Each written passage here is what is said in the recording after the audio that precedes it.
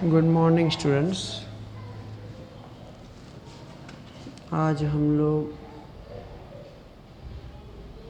एक नया टॉपिक सीखने जा रहे हैं 2.4.1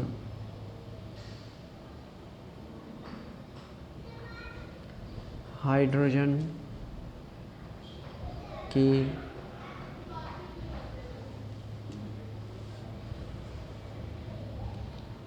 रेखा स्पेक्ट्रम की व्याख्या। ठीक है, हमारे पास बहुत सारे तत्व हैं, परंतु अभी हम लोग फ़िलहाल पहले तत्व हाइड्रोजन की बात कर रहे हैं, जिसमें एक इलेक्ट्रॉन और एक प्रोटॉन होता है। उसका स्पेक्ट्रम प्राप्त करना हो तो हमको क्या करना पड़ेगा? तो सबसे पहले हम लोग बात करें कि भाई बोर ने जो परमाणु मॉडल बताया था उसमें केंद्र है, परमाणु है, इलेक्ट्रॉन नियमित वृत्ताकार पथ पर गति कर रहा है, उसको हम लोग कक्षा कहते हैं। इस कक्षा को n से बताया जाता है। पहली कक्षा होती है तो 1 कहते हैं, जिसे हम लोग मुख्य क्वांटम अंक कहते हैं। ठीक है ना। अब ये इलेक्ट्रॉन की ये जो कक्षा होती है वो निश्चित होती है। क्योंकि उसकी ऊर्जा निश्चित होती है, या तो हम लोग उसे कहते हैं उसकी अपनी खुद की एक निश्चित ऊर्जा। यदि इस ऊर्जा में परिवर्तन किया जाए तो कक्षाओं में भी परिवर्तन होता है। कक्षा में परिवर्तन क्या होता है कि केंद्र से इस कक्षा की जो त्रिज्या है, जिसको हम लोग उसकी दूरी कहते हैं, वो या तो बढ़ जाती है या तो कम हो जाती है। जब ये इलेक्ट्रॉन ऊर्जा प्राप्त करता है तो कक्षा की त्रिज्या केंद्र से दूर हो जाती है, अर्थात बढ़ जाती है। और जब इसमें इस इलेक्ट्रॉन की ऊर्जा कम कर दी जाए तो इसके कक्षा से केंद्र की दूरी कम हो जाती है। कब? जब ऊर्जा का वो उत्सर्जन करता है तब यदि ऐसा कहा जाए कि फला इलेक्ट्रॉन के लिए फला कक्षा में से फला कक्षा का जब संक्रमण होता है तब उसकी ऊर्जा में क्या परिवर्तन आता है ज्ञात करना चाहते हैं। मानो कि मैंने यहाँ पे कक्षा ली है नंबर 1 और ये है कक्षा नंबर 2, तो ये है निम्न ऊर्जा वाली कक्षा और ये हुई उच्च ऊर्जा वाली कक्षा। इलेक्ट्रॉन पहले कहीं भी हो सकता है, पहले 1 में हो सकता है या 2 में भी हो सकता है, कहीं भी हो सकता है। अभी हम लोग थोड़ी देर के लिए हाइड्रोजन से ऊपर की बात कर रहे हैं कि इलेक्ट्रॉन क्या करता है कि यदि वो निम्न कक्षा में हो तब वो ऊर्जा का शोषण करता है, तब वो निम्न ऊर्जा से उच्च ऊर्जा में जाता है, और जब वो उच्च ऊर्जा में हो और जब वो निम्न ऊर्जा में आए तब वो ऊर्जा का क्या करता है? उत्सर्जन करता है। प्लस का मतलब वो जोड़ रहा है, माइनस मतलब उसमें से ऊर्जा को निकाल रहा है। ठीक है, तब उसने जो प्राप्त की थी ऊर्जा और उसने मुक्त की थी ऊर्जा, उसमें परिवर्तन हो सकता है। ऊर्जा को हम लोग ई से बताते हैं। मानो कि पहले वो प्रथम कक्षा में था इसलिए E1, बाद में वो चला गया E2 में, तो हम लोग इसको ऐसा लिख सकते हैं कि E1 से E2। तब उसकी ऊर्जा में परिवर्तन कैसे ज्ञात किया जाएगा? परिवर्तन को हम लोग डेल्टा से बताते हैं। तो ऊर्जा में होने वाला परिवर्तन हमेशा अंतिम माइनस प्रारंभिक होता है। अब ऐसा ज़रूरी नहीं है कि दूसरा ही अंतिम हो और पहला ही प्रारंभिक हो सकता है इलेक्ट्रॉन n इक्वल्स टू 2 और 1, मानो कि पहले इलेक्ट्रॉन वो 2 में हो और उसका संक्रमण, उसकी संक्रांति 2 से 1 की तरफ होती है, तो हम लोग क्या करेंगे? तो उसके लिए सूत्र लिखा जाएगा कि अंतिम माइनस प्रारंभिक। I को प्रारंभिक अर्थात इनिशियल कहते हैं और F को फाइनल अर्थात अंतिम कहा जाता है। ठीक है, इसीलिए ऊर्जा में होने वाला परिवर्तन हम लोग इस सूत्र से दर्शाएंगे। तो ये सूत्र नंबर 1 हुआ। ये सूत्र कब इस्तेमाल होता है कि जब इलेक्ट्रॉन कोई एक मान्य कक्षा में से दूसरी मान्य कक्षा में जब वो संक्रमण होता है, तब उसकी ऊर्जा में कितना परिवर्तन आया वो इस सूत्र के द्वारा प्राप्त कर सकते हैं। लेकिन हम लोगों को ऊर्जा की जगह ऊर्जा का मान न दिया गया हो, हमारे पास सिर्फ कक्षा हो, तो क्या करेंगे? तो हम लोगों ने सीखा था कि E इक्वल्स टू रिडबर्ग स्थिरांक माइनस 1/n²। ठीक है ना, ये हम लोगों ने सीखा था। तो यदि हम लोगों को EF करना हो तो ये F हो जाएगा, तो n कक्षा भी कैसी हो जाएगी? F हो जाएगी। यदि I करना हो तो यहाँ I हो जाएगा और n यहाँ पर क्या? I हो जाएगा। तो इसके मुताबिक अगर यहाँ सूत्र लिखें तो क्या होगा? तो माइनस रिडबर्ग स्थिरांक 1/nf² माइनस और एक बार माइनस, क्योंकि माइनस तो हमको EI के लिए लिखना ही है, RH 1/ni²। इसको ओपन करें तो minus RH 1/nf² minus minus plus RH 1/ni²। Plus को हम लोग पहले लिखें तो RH 1/ni² minus RH 1/nf²। RH को कॉमन निकालते हुए 1/ni² माइनस 1/nf²। तो ये एक सूत्र हो जाता है। रिडबर्ग स्थिरांक का मूल्य हमारे पास है। रिडबर्ग स्थिरांक के मूल्य हमारे पास 2 तरीक़ों से है, एक आवृत्ति के लिए है और एक ऊर्जा के लिए है। यहाँ पर E it is stand for ऊर्जा, एनर्जी के लिए है। तो ऊर्जा के लिए रिडबर्ग स्थिरांक का मूल्य क्या था? तो आपको याद कर लेना है, 2.18 × 10⁻⁻18 जूल कोष्टक में 1/ni² माइनस 1/nf²। तो अगर किसी मान्य कक्षा में इलेक्ट्रॉन एक मान्य कक्षा से दूसरी मान्य कक्षा में जब वो स्थानांतरित होता है, तब उसकी ऊर्जा में इतना परिवर्तन आएगा, वो हम लोग इस सूत्र से ज्ञात कर पाएंगे। सूत्र नंबर 2। लेकिन अगर हम लोग, यदि कोई इलेक्ट्रॉन एक मान्य कक्षा से दूसरी मान्य कक्षा में स्थानांतरित हो रहा हो, तब उसके लिए आवृत्ति ज्ञात करनी हो तो कैसे ज्ञात कर सकते हैं? तो हमने एक सूत्र सीखा था, E equals to h view. आवृत्ति को सूत्रकर्ता बनाए तो व्यू इक्वल्स टू, व्यू के गुणे में h है, सामने जाएगा तो बट्टे में, परंतु हमारे पास यहाँ पर तो ऊर्जा का परिवर्तन है, इसलिए हम लोग ऊर्जा का परिवर्तन लिखेंगे। अभी ऊर्जा में होने वाला परिवर्तन का सूत्र हम लोगों ने कौन सा लिखा था?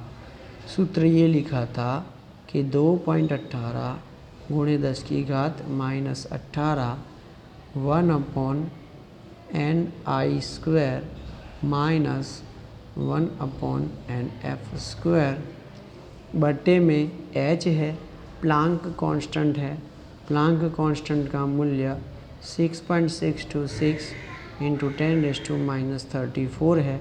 ऊर्जा का स्थिरांक जूल है, प्लांक का स्थिरांक मात्रक जो है जूल सेकंड है, जूल जूल कैंसल, प्रति सेकंड आएगा। इसका अगर आप लोग गिनती करते हो तो उसका आंसर 3.29 इंटू 10⁻15 आएगा। 1/ni² minus 1/nf²। प्रति सेकंड को हम लोग हर्ट्ज़ भी कहते हैं। तो इस तरह से यदि कोई इलेक्ट्रॉन एक मान्य कक्षा से दूसरी मान्य कक्षा में स्थानांतरित होता है तब उसकी आवृत्ति ज्ञात करनी हो तो हम लोग इस सूत्र से ज्ञात कर सकते हैं। तरंग संख्या ज्ञात करनी हो तो भी हम लोग ज्ञात कर सकते हैं। तरंग संख्या v = 1/λ, लेकिन लैम्ब्डा इक्वल्स होता है, लेकिन c इक्वल्स होता है v⁴। कैसे होगा?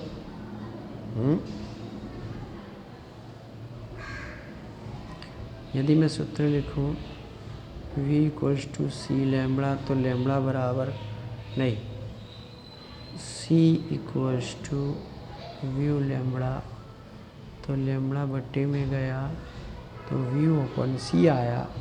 तो 1/λ के लिए हम लोग लिख सकते हैं v/c। व्यू का सूत्र ये रहा, पूरा लिख देंगे 3.29 इंटू 10⁻15 1/ni² माइनस 1/nf² प्रति सेकंड। हर्ट्ज़ को प्रति सेकंड भी लिख सकते हैं। c है 3 × 10⁸ मीटर प्रति सेकंड। सेकंड गया, प्रति मीटर बचेगा और उसका जवाब आएगा 1.09677 into 10⁻7 1/ni² minus 1/nf² metre inverse. तो यदि आप लोगों को इलेक्ट्रॉन कोई एक मान्य कक्षा से दूसरी मान्य कक्षा में स्थानांतरित करता हो तब उसकी तरंग संख्या ज्ञात करने का ये सूत्र है। ठीक है।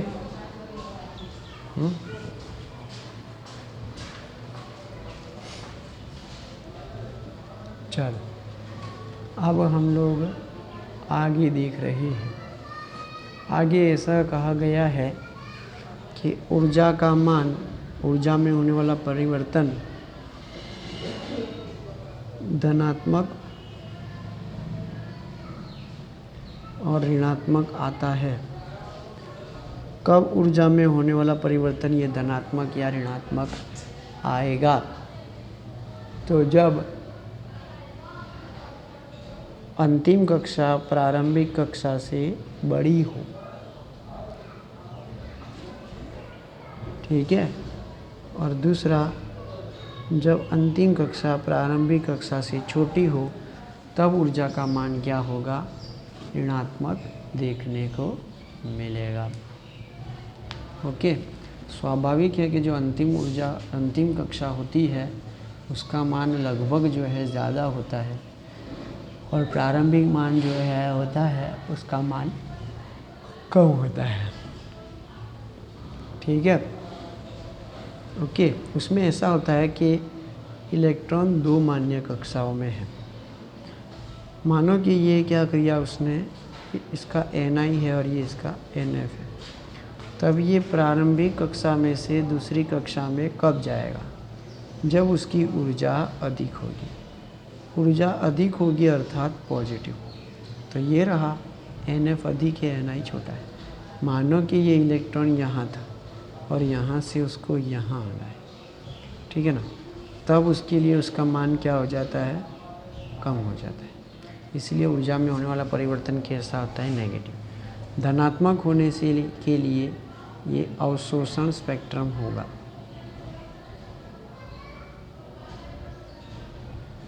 और ये होगा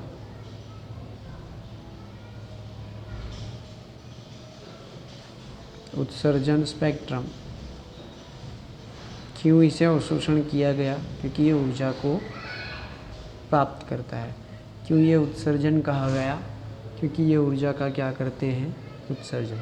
जब उत्सर्जन करेंगे तो ई का मान हमेशा कैसा आएगा? ऋणात्मक। और ये जब ऊर्जा का शोषण करेंगे तब ई का मान हमेशा कैसा आएगा? धनात्मक। बोलो, समझ में आया? इससे हमारे पास इससे रिलेटेड कुछ सवाल हैं, उन सवालों को प्राप्त करते हैं। देखते हैं ऊर्जा का मान धनात्मक और ऋणात्मक कैसे आ रहा है।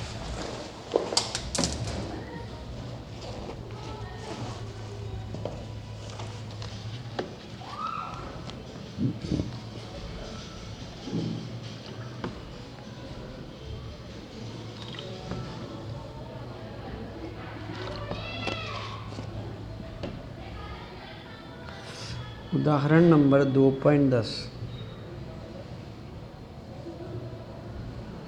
सवाल क्या लिखा हुआ है? हाइड्रोजन परमाणु में n बराबर 5 अवस्था से n बराबर 2 अवस्था वाले संक्रमण के दौरान उत्सर्जित फोटोन की आवृत्ति तथा तरंग दैर्घ्य ज्ञात करें। पहले वो कहाँ था? 5 में। उसमें से कहाँ गया? 2 में। तो पहले वो कहाँ था? वो उसका प्रारंभिक होगा। अंत में कहाँ गया? वो उसका अंतिम कक्षा होगी। अब वो अंतिम से प्रारंभिक में जा रहा है। Ni बड़ा है, Nf छोटा है। तो यहाँ पर हम लोग देख सकते हैं Ni बड़ा है, Nf छोटा है, तो उसका मान कैसा आएगा? ऋणात्मक, क्योंकि ये उत्सर्जित हो रहा है। चलो, उस दौरान, इस संक्रमण के दौरान फोटोन की आवृत्ति व्यू और उसका तरंग दैर्घ्य लैम्बडा वो हमको ज्ञात करना है। तो हम लोगों को पहले क्या ज्ञात करनी पड़ेगी? स्वाभाविक है कि हम लोग उसकी ऊर्जा पहले ज्ञात करेंगे।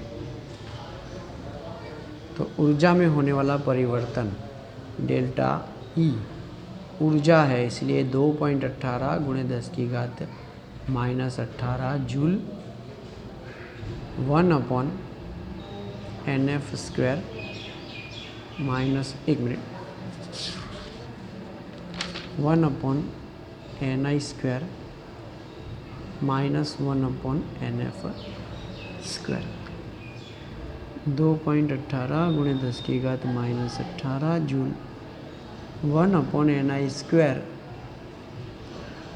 5⁻², f nf 2 है, 2।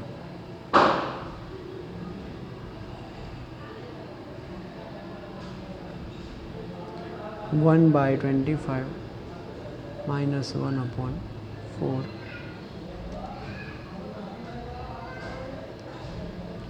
कितने ही बच्चे अपने ऐसे होंगे जिनको ये नहीं आता होगा। 4 - 25 बटे 25 × 4। 2.18 × 10⁻⁻18 जूल। 25 में से 4 गए, वो भी माइनस है, इसीलिए -21 आएगा। डिवाइड बाई 100, माइनस आगे आ जाएगा। 2.18 × 10⁻⁻18 जूल गुणे 21 बटे 100। कैलकुलेटर से करेंगे तो -4.58 × 10⁻⁻19 जूल आएगा। ये प्राप्त हुआ मूल्य ऊर्जा में होने वाला परिवर्तन। अब हम लोगों ने सीखा था कि E = H व्यू होता है, इसमें ये डेल्टा है। तो फिर व्यू को सूत्र का कर्ता बनाए तो क्या होगा? H गुणे में है तो सामने जाएगा, डिवाइड में डेल्टा E/H।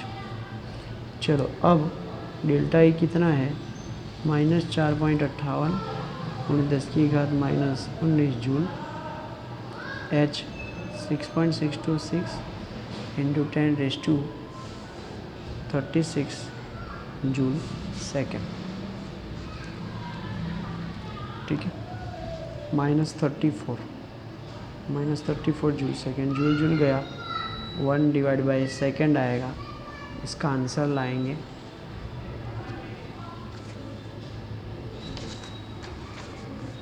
इसका आंसर हम लोगों को मिलेगा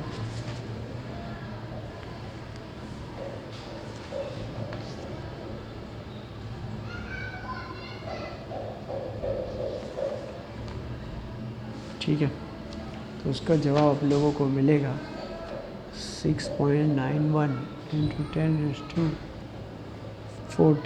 क्योंकि -34 ऊपर जाएगा तो वो प्लस हो जाएगा, इसलिए बड़ा वो आएगा। प्रति सेकंड बोले तो हर्ट्स ये आवृत्ति हुई। अब देखो आवृत्ति जो होती है ना, वो कभी भी नेगेटिव नहीं हो सकती। नेगेटिव लिखोगे तो भी पॉजिटिव कर देना है, क्योंकि आवृत्ति हमेशा पॉजिटिव में ही प्राप्त होती है। अब ज्ञात करना है तरंग दैर्घ्य। तरंग दैर्घ्य का सूत्र क्या है, कहाँ कहाँ है वो? ऐसा सूत्र बताओ कि जिसमें आवृत्ति भी आ जाए, आती हो या तो ऊर्जा आती हो। तो हमारे पास सूत्र है C = व्यू लैम्बडा। लैम्बडा को सूत्रकर्ता बनाएंगे, व्यू गुणे में है, सामने जाएगा तो बट्टे में होगा। C कितना है, तो 3 × 10⁸ मीटर पर सेकेंड।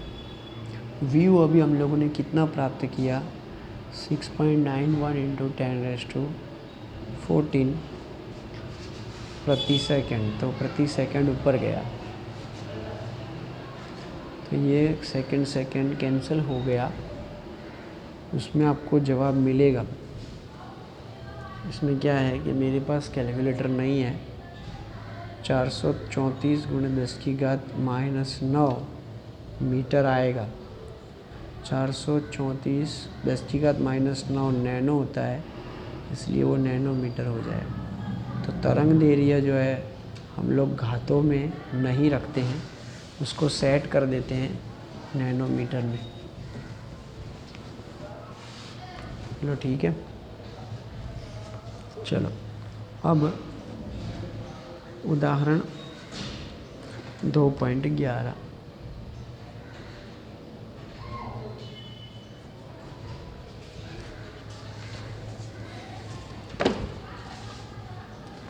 हीलियम प्लस की प्रथम कक्षा से संबंधित ऊर्जा की गणना करें और बताइए कि इस कक्षा की त्रिज्या क्या होगी। तो हम लोग इसको कैसे कर सकते हैं कि भाई हीलियम प्लस है, उसकी प्रथम कक्षा है। प्रथम कक्षा का मतलब n = क्या हो गया, 1। उसके लिए हमको ऊर्जा ज्ञात करनी है, तो हम लोग क्या ज्ञात करेंगे, E1। सूत्र क्या था, En = रिडबर्ग स्थिरांक माइनस रिडबर्ग स्थिरांक 1/n²। माइनस रिडबर्ग स्थिरांक ऊर्जा के लिए कितनी है, 2.18 × 10⁻18 जूल बराबर बट्टे में n²। उसके लिए आप लोगों को सूत्र देखना हो तो सूत्र हम लोग कौन सा देख सकते हैं, यहाँ पर सूत्र दिया गया है जो हम लोगों ने अभी तक नहीं पढ़ा है। उस सूत्र को हम लोगों को याद रखना पड़ेगा कि इसमें एक टर्म ऐसा आता है Z², कि जब कोई आयन हो, आयन की बात हो रही है। अभी तक हम लोगों ने आयन के बारे में अभ्यास नहीं किया था कि यदि वो आयन वाला है और किसी आयन की कक्षा दी है तो हम लोगों को मल्टीप्लाई बाय Z² करना है। Z क्या है, z उसका परमाणु क्रमांक है जो हम लोगों ने इस चैप्टर में आगे सीखा हुआ है। तो ये हो गया z स्क्वायर बटे में n स्क्वायर। जब हम लोग हीलियम प्लस की बात कर रहे हैं तो उसका n और z क्या होगा। देखो हीलियम है, हाइड्रोजन हीलियम, तो हाइड्रोजन और हीलियम की बात है तो यहाँ पर फ़िलहाल पहली कक्षा है तो n पहली कक्षा हो जाएगा, और हीलियम हाइड्रोजन के बाद आता है, हाइड्रोजन हीलियम पहला और दूसरा, तो परमाणु संख्या उसकी 2 है। तो फिर अब उसके लिए आगे क्या होगा कि भाई 2.18 × 10⁻18 जूल, z कितना है 2, 2 n कितना है 1, 1/2, तो -2.18 × 10⁻18 2/2 अर्थात 4, लोगों को जवाब मिलेगा -8.72 × 10⁻18 जूल। तो हीलियम प्लस के लिए, हीलियम प्लस आयन के लिए जब वो प्रथम कक्षा में है तो प्रथम कक्षा की उसकी ऊर्जा कितनी होगी, तो प्रथम कक्षा की ऊर्जा ये होगी। अब हम लोग उसकी त्रिज्या ज्ञात करना चाहते हैं, तो त्रिज्या कौन से सूत्र से ज्ञात कर सकते हैं। वैसे त्रिज्या 2.12 नंबर के सूत्र में त्रिज्या दी गई है, ठीक है। तो वो सूत्र हम लोग इसमें इस्तेमाल कर सकते हैं, लेकिन यहाँ पर आयन है इसलिए पर्टिकुलर हमको क्या करना पड़ेगा कि वो जो सूत्र हम लोग ने यहाँ पे इस्तेमाल किए हैं, एक तो ये वाला जो सूत्र इस्तेमाल किया हम लोगों ने सूत्र 2.13 का इस्तेमाल किया, और यहाँ पर जो हम लोग सूत्र इस्तेमाल करने जा रहे हैं वो 2.12 है। लेकिन टेक्स्ट बुक में ये जो 2.12 और 2.13 वो जो सूत्र है वो हाइड्रोजन के लिए है, वो हाइड्रोजन के लिए है, इसीलिए z = 1 हो जाता है और 1 का स्क्वायर 1 हो जाता है। इसलिए वहाँ पर हम लोगों ने, टेक्स्ट बुक वालों ने z को बताया नहीं है। लेकिन जब हम लोग हाइड्रोजन से ऊपर के अणुओं की या तत्वों की बात करते हैं तो वहाँ पर z = 1 नहीं होता है, इसलिए यहाँ पर z को कंसीडर करना पड़ता है, क्योंकि ये आयन कौन सा है, हाइड्रोजन से बड़ा वाला। हाइड्रोजन के लिए बात करनी हो तो 2.12 और 2.13 जो टेक्स्ट बुक में दिए हैं वो सही है, क्योंकि वहाँ पर z का मूल्य 1 रखने के बाद ये सूत्र अपने मूल रूप में आ जाएंगे। लेकिन यदि हाइड्रोजन से कोई अलग तत्व है तो सूत्र में हमको 2.13 में सूत्र में हमको z स्क्वायर से गुणा करना पड़ता है, और 2.12 में हमको जो हमने लिखा है Rn = n स्क्वायर A0। लेकिन हाइड्रोजन से ऊपर की बात करें, वो हाइड्रोजन से बड़े तत्व की बात करें तो बट्टे में z रखना पड़ेगा। तो आप लोग टेक्स्ट बुक में वहाँ पर लिख सकते हो कि 2.12 और 2.13 का जो सूत्र है वो सिर्फ हाइड्रोजन के लिए है, लेकिन हाइड्रोजन से ऊपर कोई तत्व हो तो उसके लिए 2.12 सूत्र बनेगा Rn = n square A0 / z, और 2.13 सूत्र बनेगा En = -RH z² / n²। ठीक है, ये इतना होगा। अब इसको हम लोग पूरा करते हैं कि भाई n कितना है, n तो उसके लिए 1 है, इसलिए 1 का स्क्वायर 1 हो जाएगा। a कितना था कि भाई 529 पिकोमीटर था, ठीक है। डिवाइड में है z का मूल्य यहाँ 2 है, तो आधा करेंगे तो आधे से हम लोगों को मिलेगा 264.5 पिकोमीटर। ये सवाल आपके यहाँ पर पूरे होते हैं। पिकोमीटर को नैनोमीटर में कन्वर्ट करना चाहो तो कर सकते हो, ठीक है। 12 से 9 तो 4 की हेरा फेरी आपको करनी पड़ेगी, तो वो आपको देंगे 0.02645 नैनोमीटर। तो ये आप लोगों के यहाँ पर उदाहरण पूरे हो रहे हैं। आज के लिए इतना।